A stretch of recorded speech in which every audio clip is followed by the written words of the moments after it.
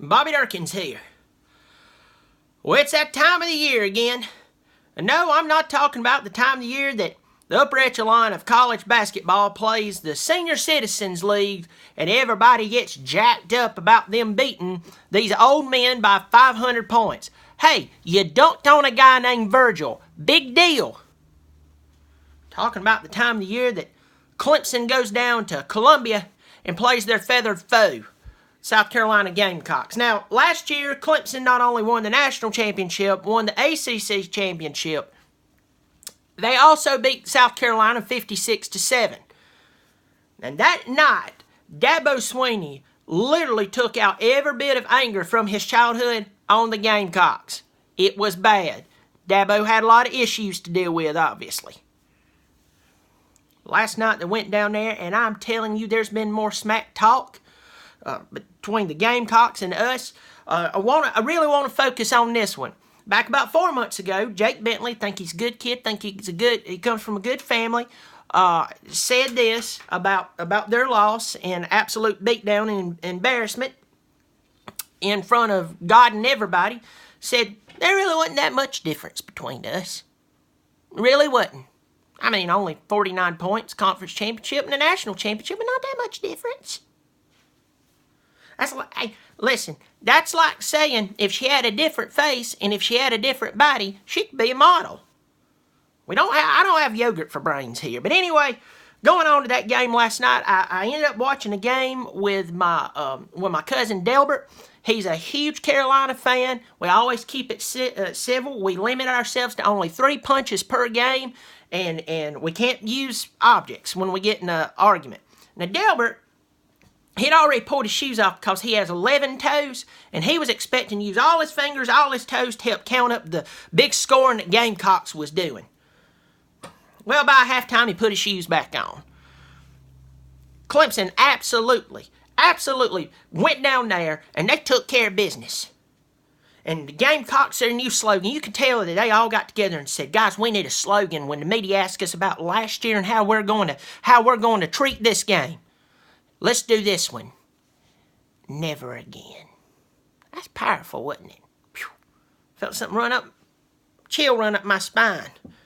I was either jacked up or I'm getting the flu. Let's say it again. Say it with me. Never again.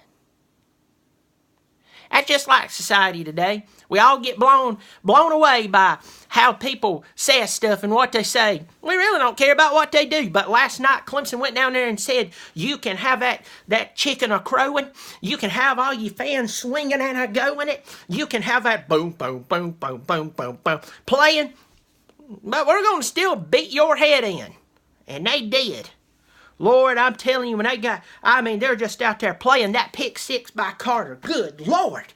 He just took it to the house, and I think they all looked at each other and went, but I thought we said never again. Looks good on a t-shirt, but you had to do it.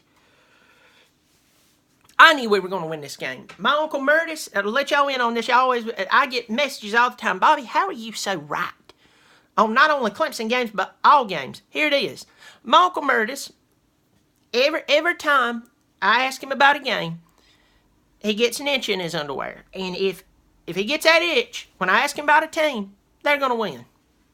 First, we thought it was a medical problem. We took him to the doctor. We even got him some of that itch big on. You spray on your private parts. Didn't work. It's actually a gift. It's a weird one. But it's made him a lot of money in Vegas. So when I said, is Clemson going to win this game? Uncle Murtis, he went to scratching like he had the chicken pox. I knew we were going to win it. It was confirmation. Whew. And then what about that play by Renfro? Lord. I'm telling you, those announcers sound like they're about to wet their britches when he caught that pass. He spun around. He took off. He pulled the tornado again. And then that other guy was coming in. We're going to get... Nope. What about the announcers? Clemson. You say it so right, you say it wrong. Sounds like my Aunt Betty. She drinks a lot. You talk to her the next morning and the party's still going on, if you know what I mean.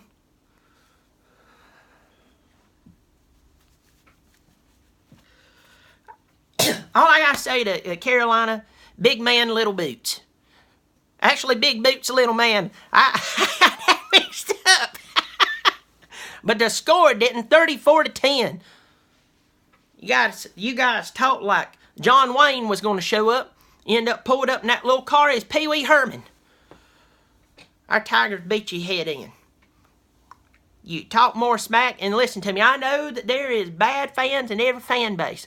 There is Clemson fans that I just want to give them 5 good reasons to shut up.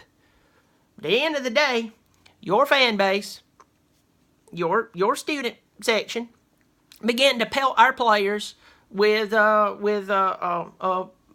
and such. I think I saw a big old beer can explode out there. First, you wasted a beer. You're stupid. Second of all, you throw it out there. I mean, what does that say about you? I mean, I guess when y'all got together with NC State at the beginning of the season, y'all decide y'all gonna have an investigation. I need to know what's going on with that computer on the sideline. It's called social media. The game's over. It's done. 4 years in a row. And we're marching ourselves all the way up to Charlotte. They got their Belk headquarters up there. They're going to get us dressed up and looking good. And it's not going to be like we're dressed up nowhere to go. Oh, no, we've got our business suits on because we're taking care of it. You have to understand something. You have to be intentional. My grandpa used to say this.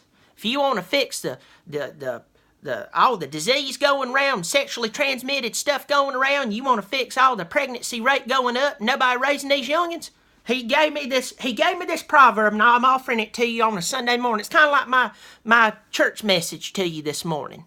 And you can send donations. I won't turn them away. But Grandpa said, if you want to fix all of that, keep Jesus in your heart and Peter in your pants. You'll be fine. If you want to beat Clemson, you got to more than come up with slogans. You got to more than get all jacked up.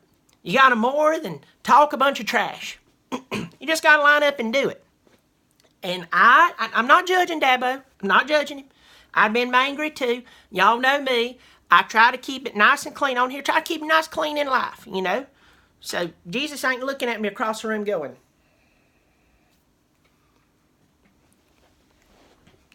I think Dabo said ASS last night. And don't blame him. And throwing stuff everywhere and officials wouldn't throw the flag. And in Carolina want to start a fight all night. They roughhousing everything. I don't know if they know it, but that was not a UFC fight last night. That wasn't some little fight we had. At the end of the day, they should have looked up at the scoreboard and realized the whole reason y'all all showed up here tonight, you're not doing it. Well, listen, I'm going to have to go. I'm excited. Urban Meyer's got an investigation into a rogue cameraman. We need to figure out what happened. I think that it's not good. I think that Ohio State's grasping for straws now. I think that Miami's going to get beat. I think that if Alabama somehow sneaks into this thing, we need to shut it down. And I'm just fired up. Look, I'm going to have to go. I'm going to have to help my Aunt Ethel. She's sick, and I asked her, I said, what's wrong with you? How can I help you? And I said, how many sicknesses do you have? And she said, I don't know. Help me count my pills. Well, I'm going to have to go help her with those pills. Go Tigers, go Tigers, go Tigers, 34-10, 4 years in a row. We march forward. But remember, never again. Bobby Dirkens!